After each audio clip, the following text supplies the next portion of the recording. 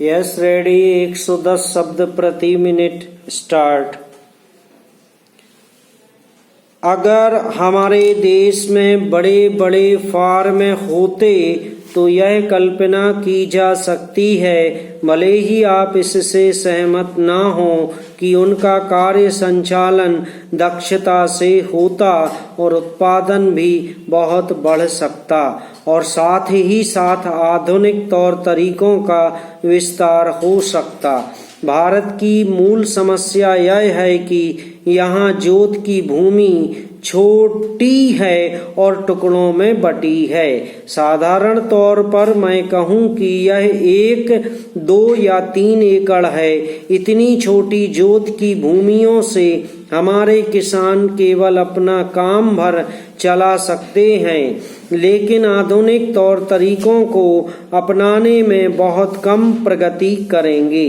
अब सबसे ऊंची सीमा बांध देने से ऐसा भी हो सकता है कि कुछ एक जो बड़े फार्म हैं उनमें काट छांट हो, जो कि प्रयोजन भी है। अगर आप चाहते हैं कि प्रगति हो और आधुनिक तौर तरीकों का प्रचलन हो, तब तो ये जो अनगिनत छोटे छोटे फार्म हैं इनको सहकारी ढंग से चलाना है, जिससे कि वे आधुनिक उपायों का लाभ उठा सकें। पैरा सहकारी ढंग से कार्य करने से मेरा मतलब है कि विविध प्रकार से सहयोग देना।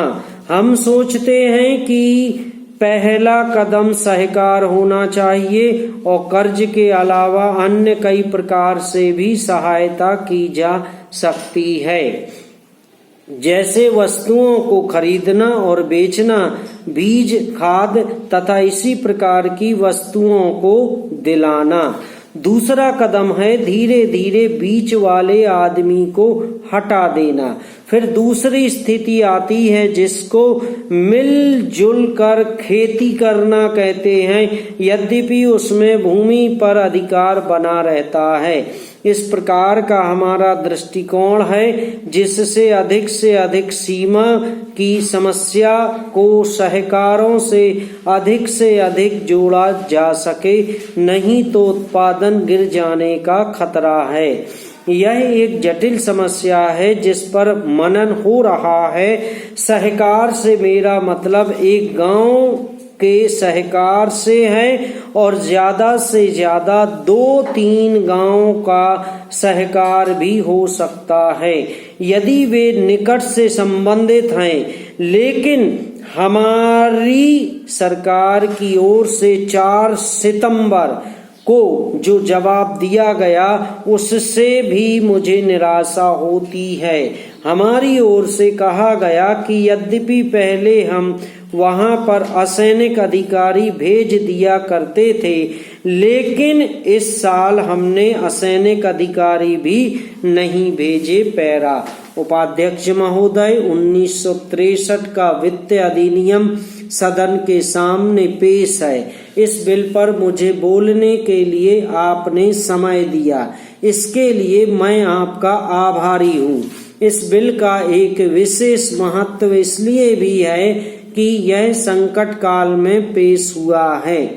चीन ने हमारे देश पर हमला किया, देश पर संकट आया, राष्ट्र को चुनौती मिली और इस चुनौती को हम सब ने स्वीकार किया, जिसके लिए पैसे की जरूरत हुई।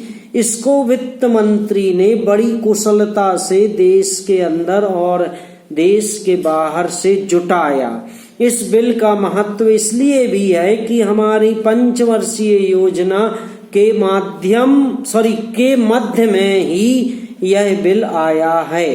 देश में बड़ी बड़ी योजनाएं अभी अधूरी हैं, जिनका पूरा होना देश के लिए बड़ा जरूरी है।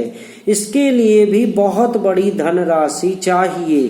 देश पर संकट आया और देश जागा। कोने कोने से लोगों ने पैसा और सोना दिया और अपने लड़के तक फौज में दिए। इस देश में किसानों और गरीबों का जो तबका है उसने भी दिल खोलकर इसमें सहयोग दिया। उसके बाद जो उन पर अधिक बोझ टैक्स के रूप में पड़ रहा है या अनिवार्य बचत योजना के रूप में पड़ रहा है, उसको भी वे खुशी खुशी सहन करने को तैयार हैं। समाप्त।